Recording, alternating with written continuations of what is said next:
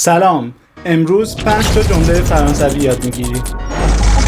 در ادامه ویدیو قبلی میخوام امروز 5 تا اسم بهت یاد بدم که بیشترین کاربرد رو در زبان فرانسه داشتن. اسم منظورم از لحاظ قواعد یا گرامریه. طبق آمار اینا Cours de civilisation française de la Sorbonne این 5 تا اسم بیشترین کاربرد رو داشتن.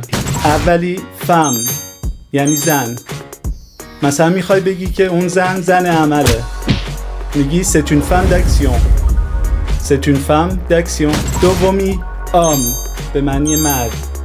مثلا میخوای بگی که مرد دست و دلبازیه، میگی c'est un homme généreux. c'est un homme généreux. کلمه بعد maison به معنی خونه. مثلا میخوای بگی که خونه شام میخورم، je dîne à la maison.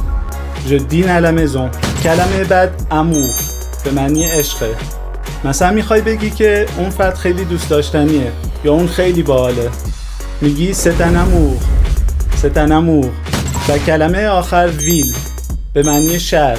مثلا میگی j'adore cette ville. j'adore cette ville یعنی من عاشق این شهرم. پس اینم 5 تا جمله‌ای که امروز یاد گرفتی. à bientôt.